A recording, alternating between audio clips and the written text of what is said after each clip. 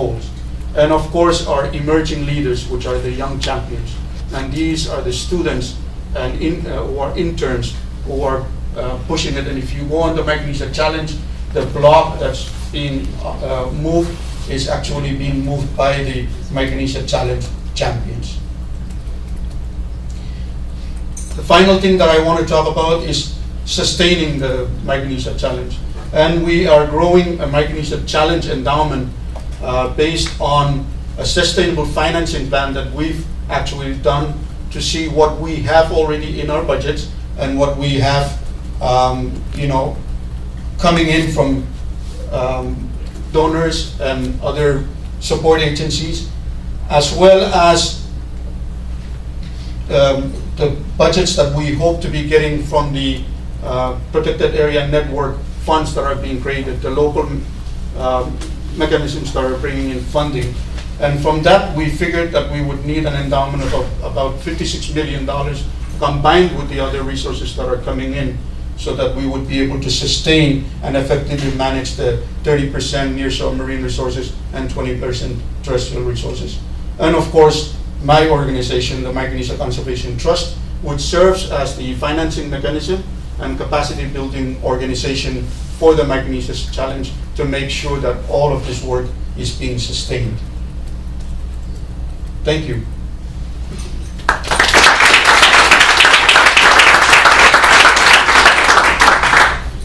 So we want to thank Willie for making the time to come up and talk about this really extraordinary challenge that's going on. And I think anyone would say that 30% commitment of all nearshore waters and a 20% commitment of your terrestrial, that is true leadership that is coming from the Pacific Islands and Micronesia. So again, thanks to Willie, who really has been a champion and has really helped us spearhead a lot of this thinking around going large and scaling up. So thanks again to Willie.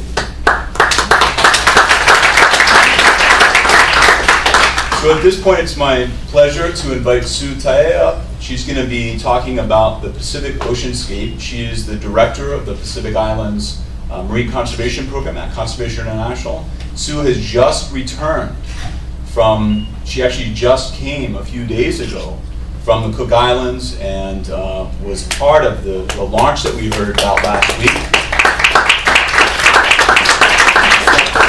And has been working really tirelessly for the last few years to do some large initiatives, including this. She does have some embedded video. It was working beautifully last night, but I'm not sure if our friends from the IT department have been able to fix that, but in a few slides you'll see shortly if that video is working or not. So at this point, I'm going to invite Sue to come on up. Sue? Thank you, John. What do I do to move this on? We're just going to see if the video actually works. What's down? Yep.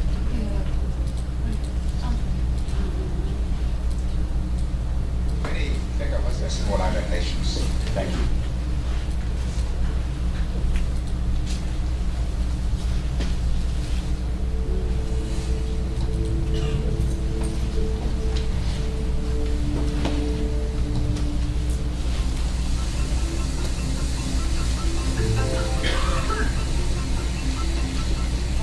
Many think of us as small island nations, but our lands are mostly ocean. Our territories are some of the largest on Earth. Together, the countries of the Pacific Islands form cover 8% of the planet. We are the basis of the Pacific Oceanscape.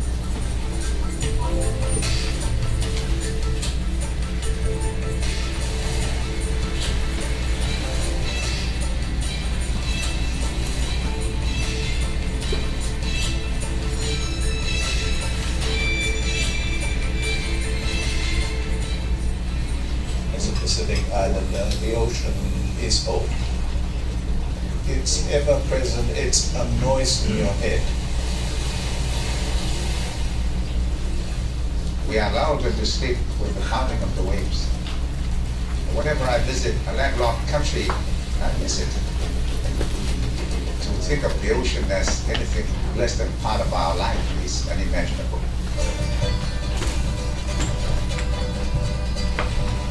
In our culture, our people think of the ocean as mother because it provides us with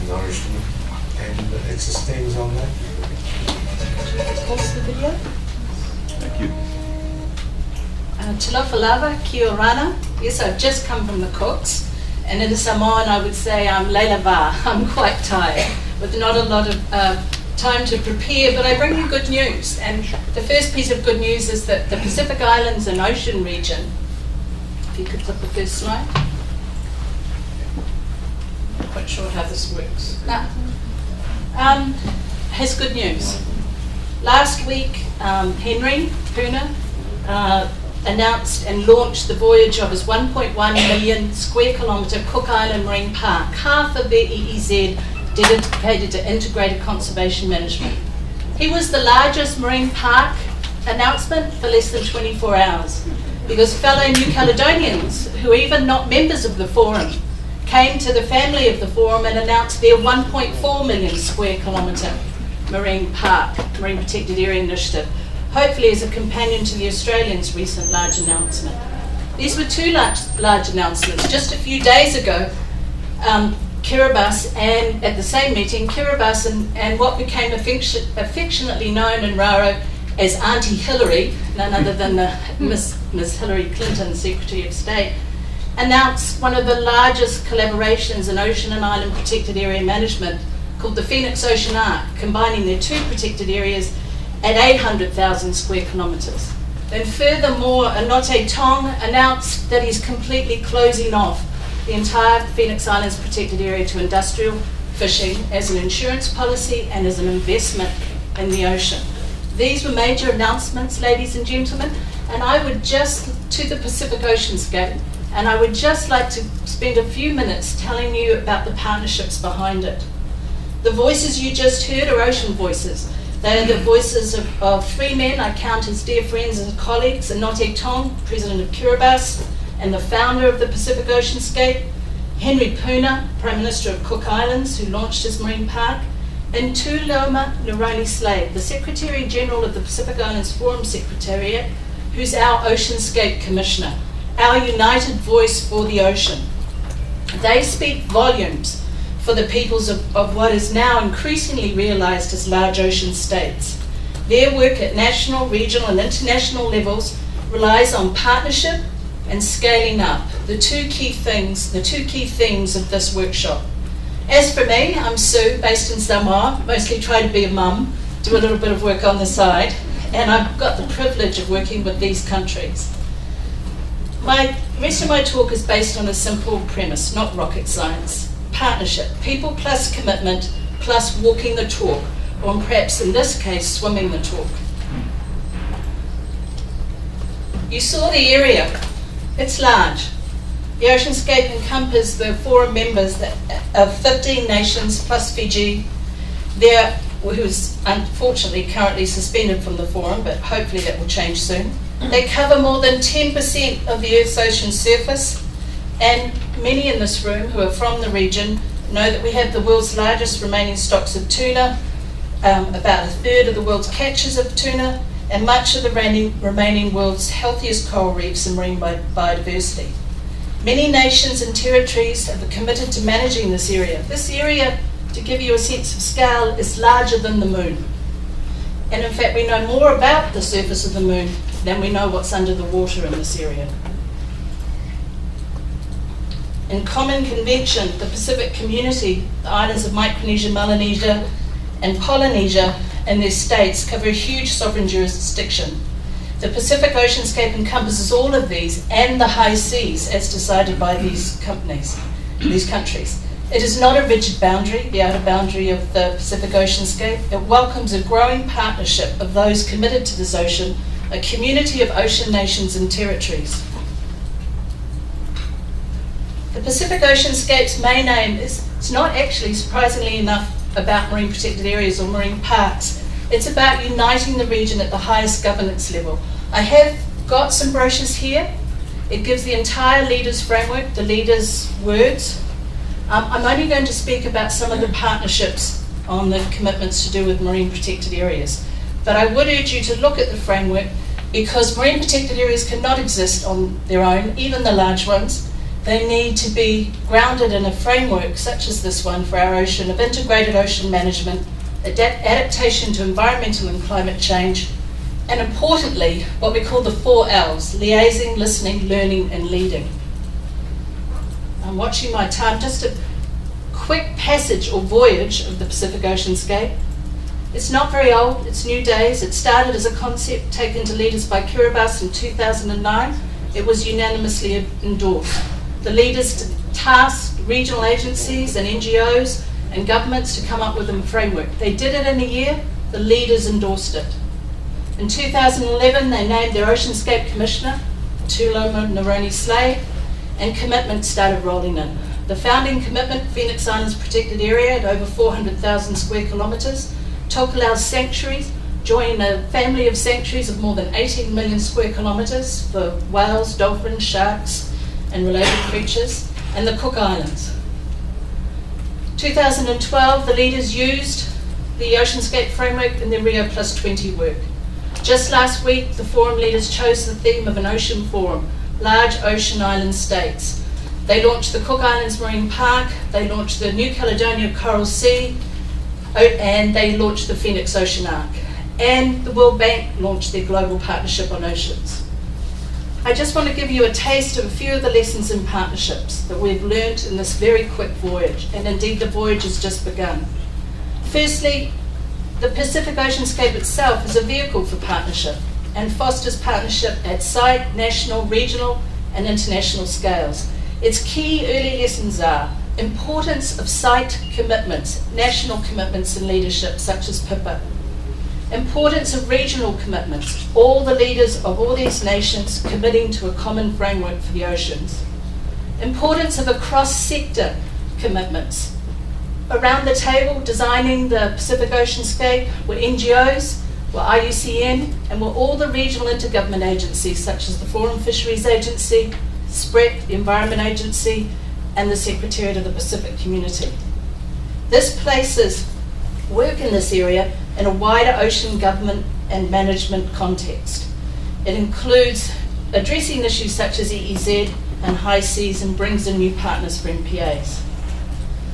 And lastly, last week, the World Bank Global Partnership of Ocean coming to the table to announce as a basis for its Pacific initiative, the Pacific Oceanscape. This is the layers and layers of nested partnerships that take time and energy and resources, but there's no choice not to partner if you want to move to a scale of ocean stewardship. Going alone is not an option.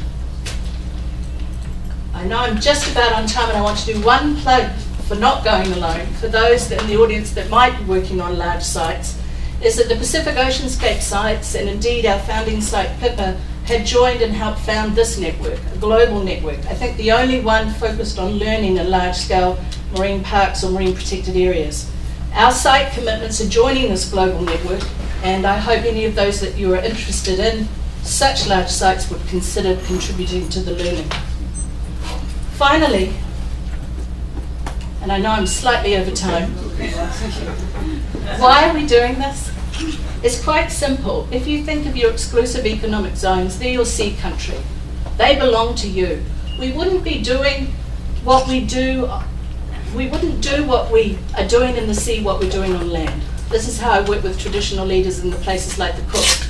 You wouldn't cut down your trees and let people walk away with less than $5 in the 100. But we're doing that on the ocean.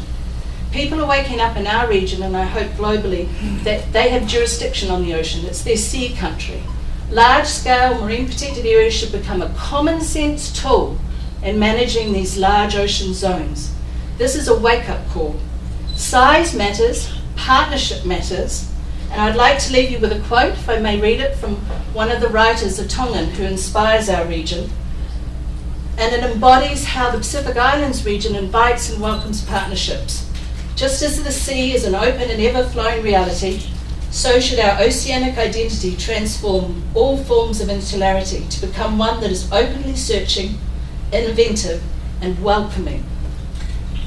In this sense, the ocean that has been our waterway to each other should also be our route to the rest of the world. Our most important role should be that of custodians of the ocean. As such, we must reach out to similar people elsewhere in the common task of protecting the seas for the general welfare of all living things. That's our partnership basis in the Pacific Oceanscape. We welcome you and any others to join us. Whakatau tali lava.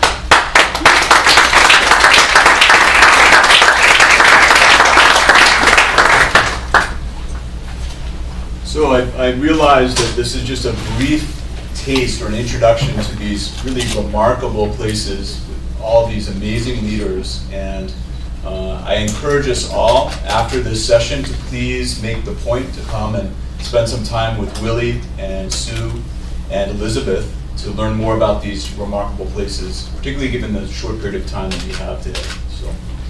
So at this stage, we're going to go interactive, if you will. I'm going to ask John back there. John, you want to put your hand up again? All right, so there's John. He's going to help us cue folks up that would like to offer comments. My job is going to be two things. First, to listen. I'm going to do my best to record the responses that you all provide onto this flip chart paper so that we can collate it and capture it and post it online. The second job I have is to keep us on time. Now, I'm going to be so busy recording that I'm going to actually ask John to keep an eye on his watch. And he's going to warn us when we have about 5 minutes, 25 after, and then we'll kind of wrap up some of the comments. What we like to do for this group discussion is pretty simple. We invite anyone who would like to come up, ask a question. Maybe you heard something that Willie said or Sue mentioned, or something that Fraser had in his remarks that you'd like to comment on and you have a question about. Or there are several questions here on the board, on the presentation, that have been put forward by our sponsor and host, NOAA. The first is, what do MPA partnerships need to scale up? What's required? We want to hear the answers from you. The second question, what kind of sustainable financing mechanisms do we need to scale up? You heard Willie talk about what they're doing in Micronesia and the remarkable transformation that they've gone through from no resources to quite a robust model of how to finance really large-scale conservation initiatives. Third, how can partnerships be used to help adapt climate change impacts? We heard yesterday the whole day was really committed to looking at climate change, but how can these areas, these remarkable places, help? And how can the partnerships that support them be used to support climate change adaptation? And then finally, how can partnerships be used to improve surveillance and enforcement? One of the things that the Big Ocean members and other large sites are continually talking about is how challenging it is to monitor and surveil remote areas at large scale. Very expensive, very time-consuming, technology-intensive. So these are some leading questions. But again, if you just want to offer your perspectives on partnership, now's the time. I'm going to go ahead and bring up the flip charts, and we'll go ahead and I'm going to ask Sue to moderate and invite people as I'm describing. So if you're interested and you would like to use the mic's right there. Otherwise, you can just get up in your seat. And but again, just queue up with John. Let him know so that we have a kind of make sure that everyone has a chance to go. So I'm going to take off my jacket. It's rare. I mean, maybe once every 10 years that I wear a suit. I'm from Hawaii, so it's, you know, a little out of the woods for me. I can now recognize you, John. Yeah. As John said, we invite questions on the issues of partnership and scaling up. Whoever's coming in from the side door now will have a subtle hint that they need to go around. Don't be shy. We have 5 questions, and then if you just want to make a comment about what you heard today, if you're moved about something that happened in the last few weeks, hint, you want to comment on that? I'm very patient, so okay, yes. And if you, yeah. Hello everybody, I'm Carol Martinez. I'm working for the French Marine Protected Area Agency. First, I would like to express how much I'm impressed by the step which has been done in the Pacific, and how grateful we are at the French MPA agency, since it has inspired us a lot for our action. And I have a little news, if you're not already aware of this. Actually, a few days ago, French Polynesia government had decided to create a working group in order to set up a big MPA in the Marquesas Island. So we are, I hope, joining this Pacific Oceanscape. My question was, in order to to help this great partnership to scale up? You mentioned that you are working with PrEP, for instance. Are you working with UNEP and the other regional seed convention? Because I do think that they are working a lot at local sites, area. They are trying to figure out what will be the best, I would say, representative network. But maybe it would be as well very interesting to foresee with them the future roadmap of UNEP. And why not the Ocean Compact, which has been announced, could help in order to scale up this, I would say, Pacific Oceanscape and to have the whole Oceanscape actually. Thank you. Thank you. Sue, do you want to? Do you want me to answer? Okay. So we're going to go ahead and give a chance, if anyone, like Carol provided almost a question, so if there's anyone that would like to respond to the question before providing a new remark. Is this a response to the question? No. Sue, do you want to comment? Merci, Carol. In fact, I'm really glad you mentioned French Polynesia because I came from a meeting with Richard Tuahiva, the senator, and wasn't quite sure whether we were allowed to